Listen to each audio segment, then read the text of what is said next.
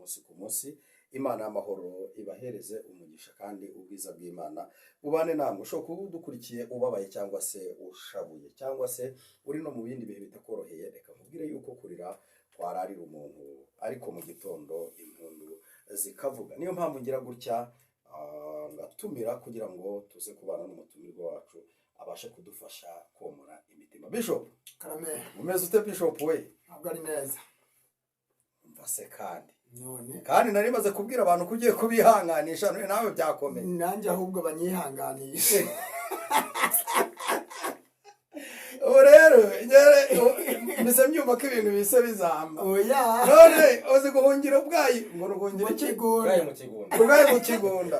Ahangaha ntabwo nzi neza ukuntu ibintu biza kumera, ariko icyo nzi nuko ibintu byose biraza kugenda neza kuko Kristo ajya byoroshya bigakunda. Bishop Karame, umeze neza? meze neza nubwo atari cyane ariko meze neza. Reka ngusabe kugira ngo usuhuze abakunzi bacu. Ya murakarama bakunzi bacu mudukurikiye, giraho muba mwubahwe, murakagira inka n'ibibondo.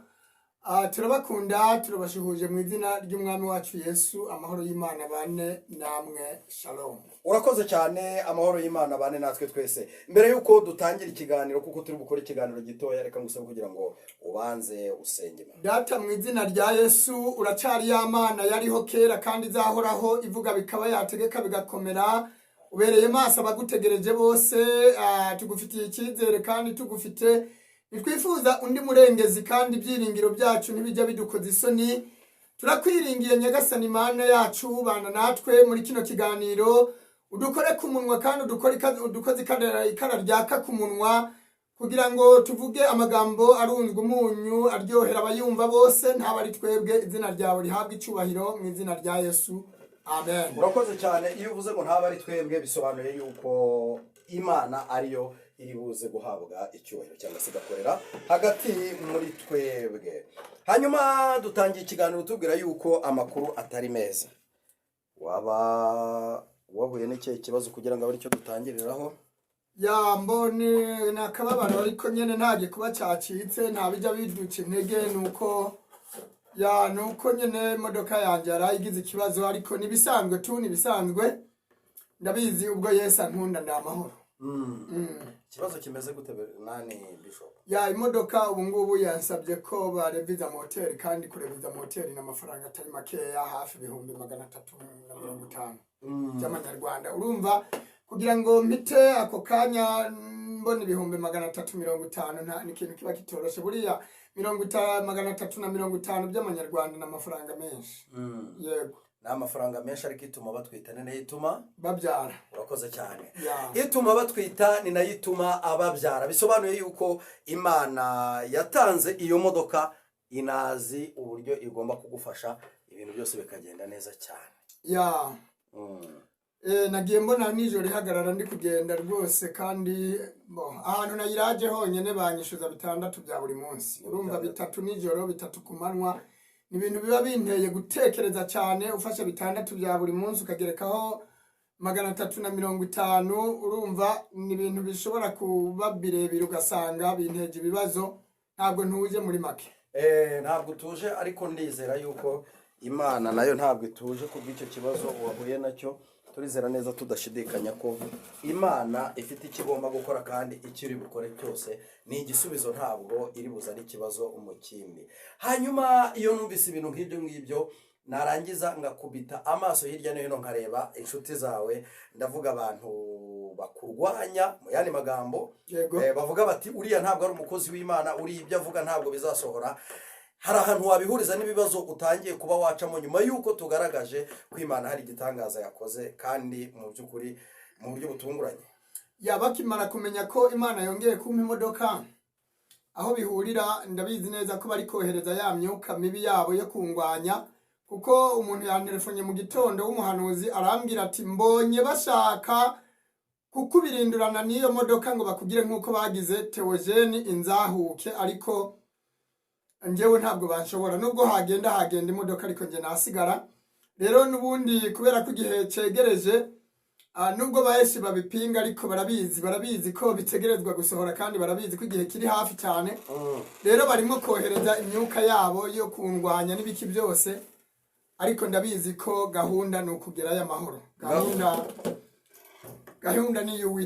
gahunda ni iy'Uwiteka reka n'ubundi tuyimuharire kandi turizera tudashidikanya ko ibintu byose bizagenda neza kandi bigaca mu mucyo kandi urabivuga neza ukavuga ati ngewe ntabwo banshobora oya kunshobora ko negatife ntabwo bijya bikunda rwose ndabizi neza yuko Bibiliya iravuga ngo kireka bava mu masezerano ari nta mpamvu abo ngabo nibo bazakorwa n'isoni ariko Bibiliya ikavuga ngo abiringiye Uwiteka bameze nk'umusozi wa Siyoni utabashika kunyeganyezwa rero turakomeye mu izina rya Yesu nubwo turi guhura n'ibyo bibazo bikomeye ariko ngewe ndumva nta kibazo mfite abakunzi benshi hirya no hino ku isi mu bihugu bitandukanye ndabizi neza ko hari ab'Imana iri bukoresha bikagenda neza ariko nizere ko ibiri ku imyuka iri kukugerageza cyangwa iri kukwirukaho itari guturuka i Burundi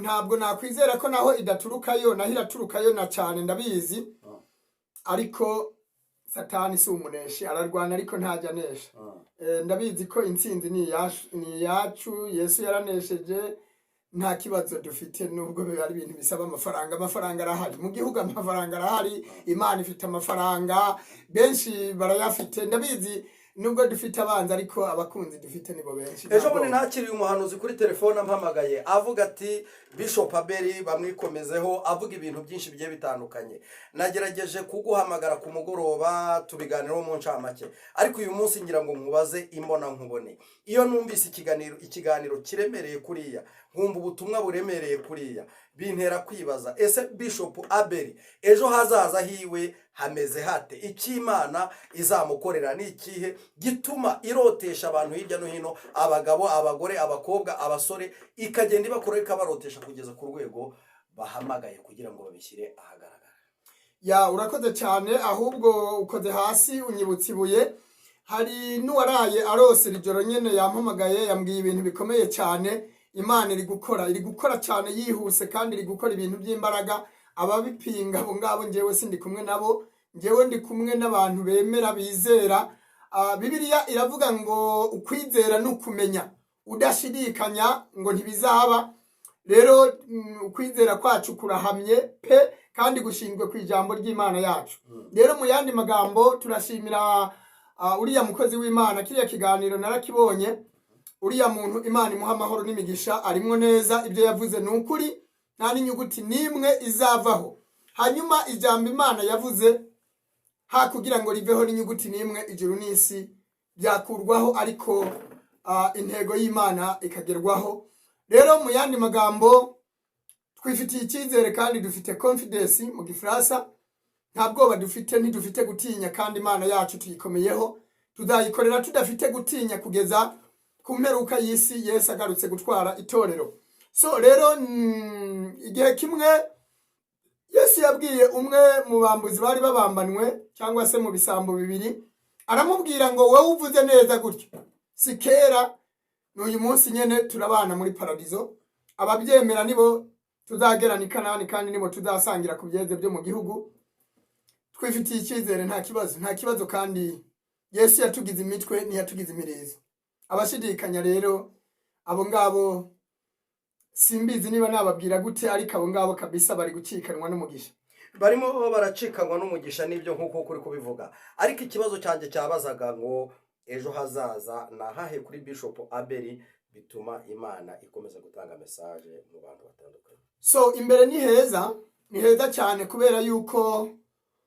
nta kure cyane habaho Imana itakura umuntu Imana yakuye Dawidi mu ishamba yicara ku ntebe z'abakomeye kandi Kristo yaravuze ngo ingororano z'abamwubashe n'ubukire icubahiro n'ubugingo so icubahiro rero Uwiteka yarakiduhaye ntibizasubira inyuma nta n'uwabihindura ngo abishobore ejo ni heza tuzicara ku ntebe z'icubahiro tubwire abantu gukomera kw'Imana yacu ngira ngo biranditse muri Zaburi hari amagambo yanditse muri Zaburi avuga ngo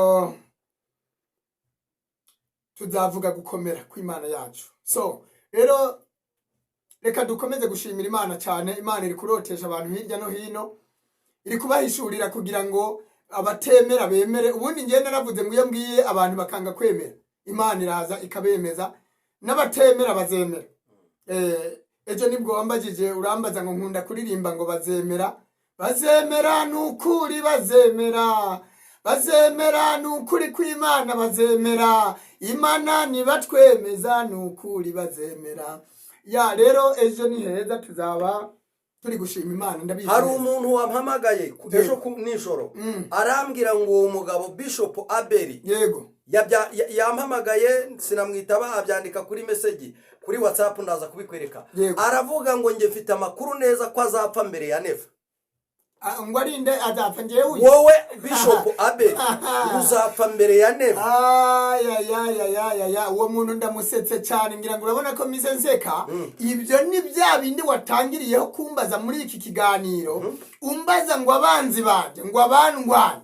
Uwo nguwo imigambi ye ntizahama, toka shetani mu izina rya Yesu. Ndatokesheje imigambi y'abazimu ntizahama, iy'Imana nizahama, nizasohora ku bugingo. Twebwe dutegereje neza y'Imana. Umugambi w'abazimu ku buzima kuri ibyo ngibyo nuwuhe? Uw'Imana nuwuhe kuri ibyo? Uw'Imana nuko nje ntazapfa, nzarama kugeza ku rugezo rwaho nzatekerereza abantu imirimo. Tuzashiraho amezi 2 yo kuramya no guhimbaza Imana. Igiterane kizamara amezi 2. Yego. Amanywa na nijoro turamya duhimbaza, tuvuga gukomera kw'Imana. Uwo nguwo ahubwo wavuze ibyo apfe mbere yanjye, nje ntabwo nzapfa mu izina rye. Harafu wabivuze. Uwo wabivuze, uwavuze ibyo. Ubundi se turamutse tuganiriye wowe na Neva, yego, ubundi icyo mupfa niki? Muri kurwanira intebe? Icyo mupfa umwe muri mbese murapfa kuri Bishop ntabyemere, murapfa kuri perezida, kwari perezida udakora ibyo ushaka. Icyo mupfa niki kugira ngo wenda tuze kumenya hagatanga ukwiye gukubitwa inkoni nyinshi ninde? Ukwiye kuzikubitwa ni Neva. Uwa kabiri nuwe yavuze ko je nzapfa mbere ya Neva, kuko nje ndashinganye kabiri. Ikindi dupfa nuko abantu b'Imana babayeho nabi, bakabaye babaho neza kubwe. Rero ari gutuma abantu b'Imana babaho nabi, igihugu kigasubira inyuma ho gutera kije imbere. Buriya ntugire ngo nikindi dupfa. Nje nkunda umuntu yubaha Imana, agakunda Imana n'abantu bayo. Kuba rero abantu b'Imana babayeho nabi, yego nongere nsubiremo, kuko hariho umuntu yampamagaye arabimbwira, arambwira ati navuze ikintu gikomeye kivuga ngo njewe umutima wanjye urababajwe n'abasirikare yohereza ku rugamba muri Kongo nk'ihene zitwawe ku macuniro cyangwa mwibagiro. Biriya bintu birababaje. Kubw'ibyo rero Imana iranshigikiye, kuko mbabajwe n'abari kurimbuka, kuko mbabajwe n'abapfa. Bibiliya iravuga ngo Imana ntinezezwa n'abapfa, inezezwa n'abahindukira bagahinduka, barangiza bakabaho. Nje mbabajwe rero n'abari gushirira ku icumu muri Kongo mu buryo budafutuze. Wabyumvise ikintu dupfa? Ntidupfa kuko ari Neva, ntidupfa kuko ari perezida. Njewe ntidupfa nta kintu na kimwe njewe amariye cyangwa se anamfashije, kuko nje mubayoboye ntabwo ndimo. Kindi cya kabiri, nje nta n'igihumbi arama ngo nje nta n'amafaranga ye nkeneye edayere, kuko njewe uburyo nahamagawe burahagije. Je ntabwo nta muntu ndi gusaba. Uw'Imana yakora ku mutima ntabwo mubujije, ariko nje ntabwo ndi kumusaba njewe Neva. Rero mu yandi magambo, ndumva mbwiye ibintu birakomeye. Ibintu kuri njewe nta nubwo bikomeye, ahubwo biroroshye cyane.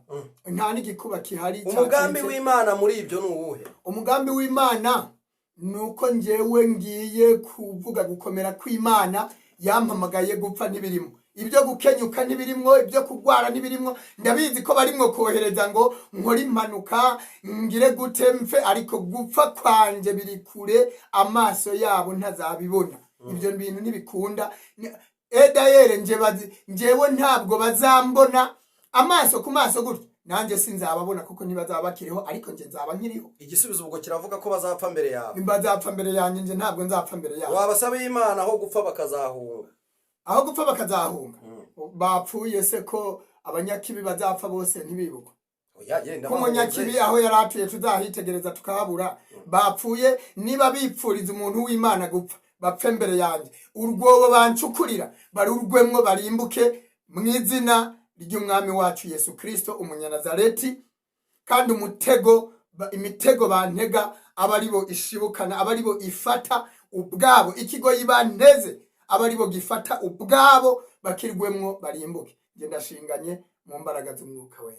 Tambutsa nimero ya telefone abantu bagufasha gukoresha imodoka. 07 gasubiremo ako kantu babanze bakumvire. Tanga nimero ya telefone abantu bagufasha gukoresha imodoka, kuko ukoreye umukozi w'Imana bakoreye Imana. Ntago mvuga byinshi, ndagira ngo twavuze ko ukeneye imodoka iraboneka. Ubwo rero yagize ikibazo. Yego, Satani ari kuyigwanya, bari kohereza imyuka. Yego, baguhereza amafaranga yo kuroviza moteri. Imana iguha umugisha. Yego. Iwuduhane n'abatwumva bose, iwuduhane n'abiteguye gufasha umukozi w'Imana.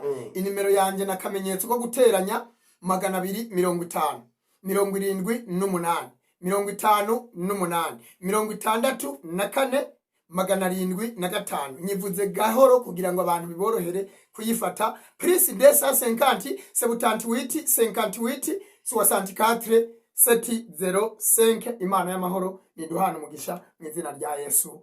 Amen. Shalom, shalom. Ndabakunda. Amen.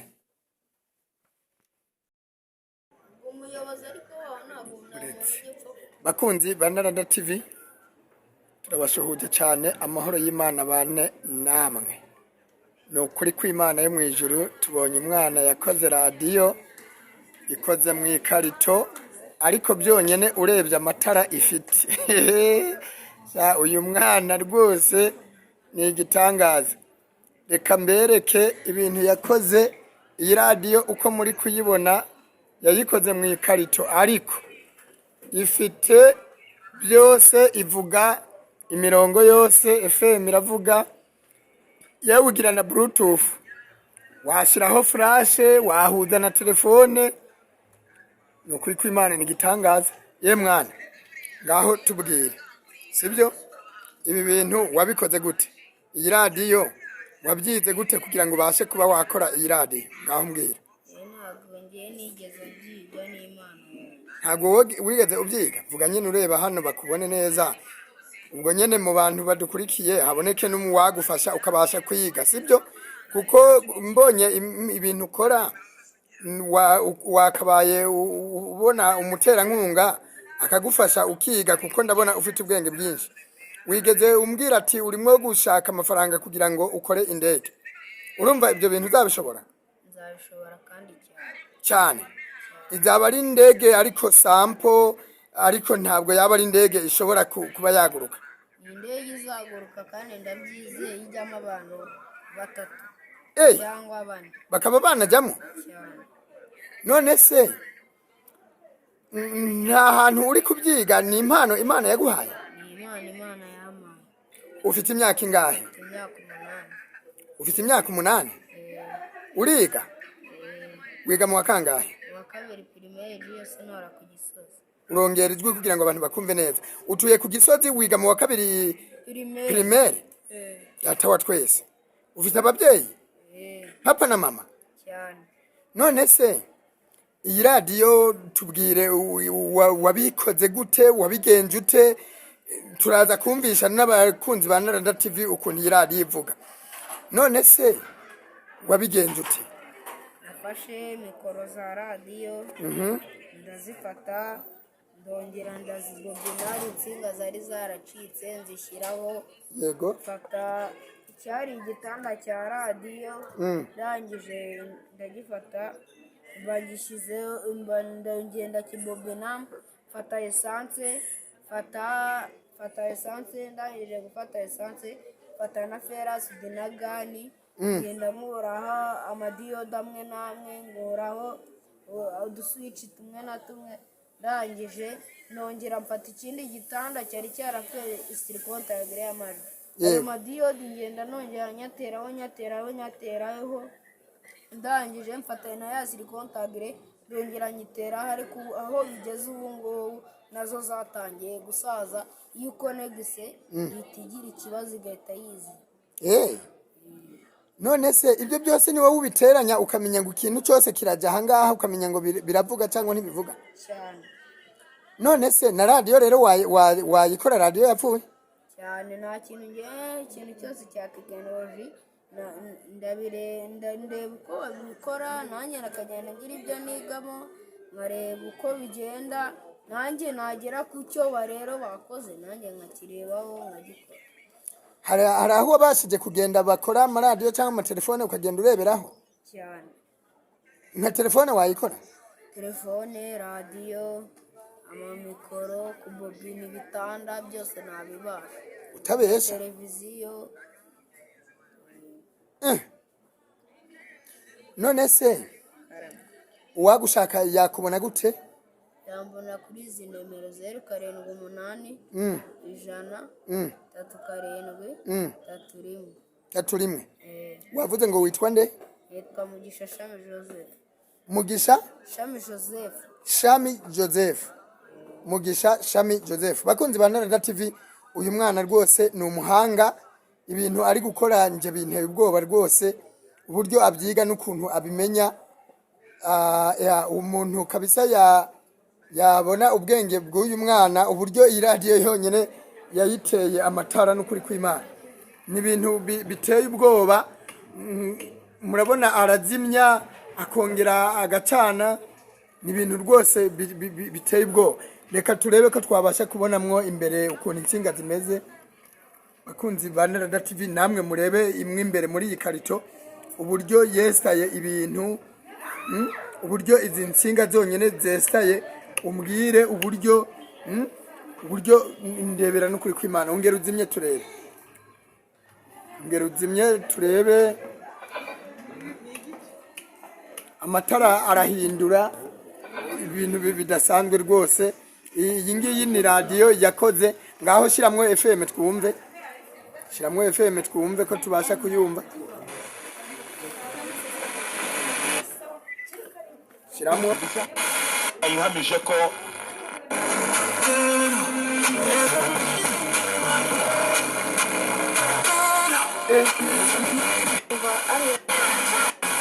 n'amaki wanje kwishyura kandi ku nyungu nongo tayi odo ntitugurisha imodoka gusa, ahubwo twongeraho icyizere n'ubunyamwuga. Dusange ku Muhima mu mujyi wa Kigali ku muhanda KN 1 mu nyubako ya 51 cyangwa se muduhamagare kuri 0795 57 yewe data wa twese, ngira ngo radiyo muri kubyumva, FM zose ziravuga. Tukubaze wakwemera kutuganiriza ku bijyanye n'uyu mwana nyene ukuri kubibona nuko ubona iyi radiyo ivuga yakoze? watubwira bakunzi ba Narada TV, radiyo muri kuyumva cyo ku mugabane w'Uburayi. Inkuru turacyayibategurira, reka ahubwo tujye mu ntara y'Amajyepfo Kabgayi, aho minisitiri w'umutekano mu gihugu muri kuyibona. Ubu hari amatara agabanyije, hari amatara akuyemo rwose. Hano murabona arayongeyemo, murabona ko ahindura. Uyu mwana rwose ndumiwe pe mu Rwanda hazirikanwa no kwifatwa rya ndumiwe cyane. Hano tumusanze mu isoko rikuru ry'umujyi wa Kigali i Nyarugenge, aho agenda yereka ubuhanga bwe afite n'uburyo yabikoze. Donke bakamuha igiceri cy'ijana. Ngaho banze uhagarike radiyo yawe. aratera intambwe mu mbaraga ze n'inkoni. Yes, bakunzi ba Narada TV, ubu murumva radiyo arayihagaritse. So tumusanze rero mu isoko mu mujyi i Nyarugenge, aho agenda atembera akereka abantu uko yakoze iyi radiyo. Umuntu akamuha igiceri cy'ijana, aho adusobanuriye yuko amaze gukorera ibihumbi birenga 10 ku munsi umwe, abantu bagenda bareba ubuhanga bwe. Ye mwana, tubwire uyu munsi wakoreye angahe? Wakoreye ibihumbi 6. Ko wari watubwiye yuko wakoreye amafaranga arenga ibihumbi 10, wanyeretse amafaranga ibihumbi 11 na 700. Byagenze gute? Ayandi wayakuye he? Ayandi nyine ngo nayashatse ndayakorera. Wayakoreye mu bundi buryo? Muri ubu ngubu nyine ngenda nereka abantu bamiryoshya. ayo yose yavuye muri uko kuntu ugenda ubereka ubuhanga bwawe bakaguha igiceri cy'ijana. So bakunzi ba Narada TV, uyu mwana ni umunyeshuri yiga mu wa 2 primaire. Niki wamufasha, niki wakora kugira ngo uyu mwana akomeze yige atera imbere rwose, yevoriwe yiga ibintu byinshi. Ubu ngubu ni gitangaza ngo afite gahunda yo kugwiza amafaranga akazakora indege ijamwe ngo abantu 3, niko yatubwiye. Mwana siko watubwiye abantu 3, ntabwo uri kuvuga cyane ngo abantu bakumva. Urizeye yuko uzayikora kandi ikabasha kuba yaguruka? Urumva ubwo bwenge waramaze kubushiramwe neza? Urayirangije? Ubu ngubu uyabonye wahita uyikora? None se n'amafaranga ngana gute kugira ngo bashe kuba wakora iyo ndege, tumenye neza niba uwagutwerera iyo ndege wayikora? Amafaranga make ni miliyoni nk'ebyiri. Iyo ndege wahita uyikora? Urumva wayikora muki mu bintu bijyanye n'ibiki? Tubona radio warayikoze mu ikarito, iyo ndege nayo wayikora mu bijyanye n'ibiki? Nayikora yo mu byuma. Mu byuma? Ubwo wagenda ugura ibyuma? Ibyo bintu ko numva byaba ari birebire bisaba gusudira no kugira gute uzabishobora? None se uzamenye no gusudira cyangwa uzagenda wishura amafaranga abasudira basudire, wewe no gupanga plan y'akazi abasudira bagasudira? Oya, ningiye uzabyikorera. Niwe uzabyikorera?